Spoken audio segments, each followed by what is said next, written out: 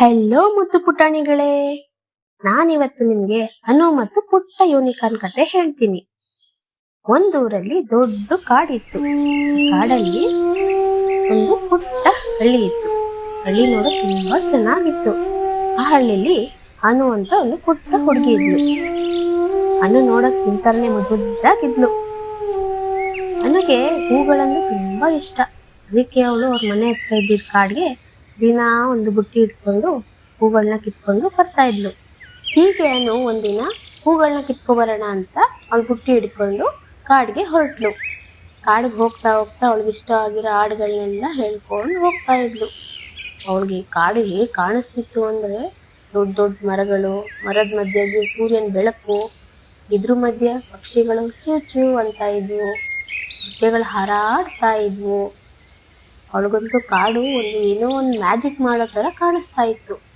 ನಾನು ಹೀಗೆ ಮುಂದೆ ನಡ್ಕೊಂಡು ಹೋಗ್ತಾ ಇದ್ಲು.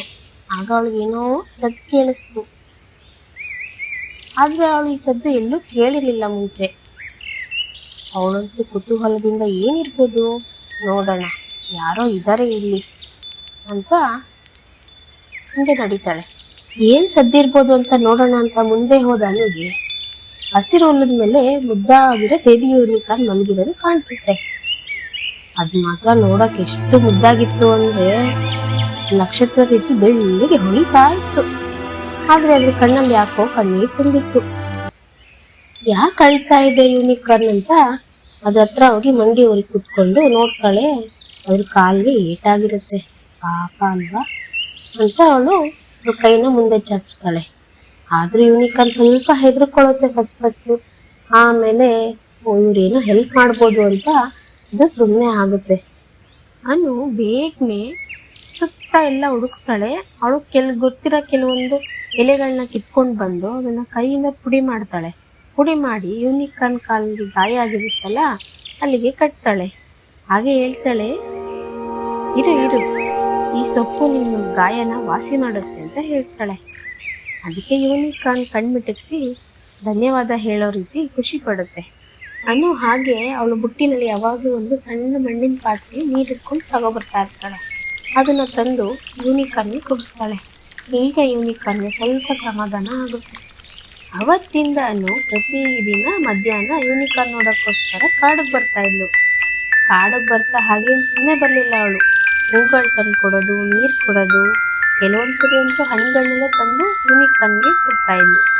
ಹೀಗೆ ಯೂನಿಕಾರ್ನ್ ದಿನ ಸಂತೋಷದಿಂದ ಬೆಳೀತು. ಅನು ಮತ್ತು ಯೂನಿಕಾರ್ನ್ ಇಬ್ರು ಒಟ್ಟಿಗೆ ಕುತ್ಕೊಂಡು ಪಕ್ಷಿಗಳು ಮತ್ತು ಚಿಟ್ಟೆಗಳನ್ನ ನೋಡ್ತಾ ಇದ್ರು.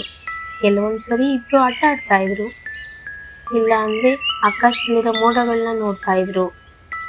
ಹೀಗೆ ಒಂದಿನ ಸಂಜೆ ಯೂನಿಕಾರ್ನ್ ತುಂಬಾ ಎತ್ತರವಾಗಿ ಬೆಳೀತು. ಮತ್ತೆ ಅದು ತುಂಬಾ ಖುಷಿಯಾಗಿತ್ತು. ಅದ್ರ ಬೆಳ್ಳಿ ಕೊಂಬು ತುಂಬಾ ಹೊಳಿತಾ ಇತ್ತು. ಅದನ್ನ ನೋಡಿದನು ಚಪ್ಪಾಳೆ ತಟ್ತಾ ಇದ್ಲು.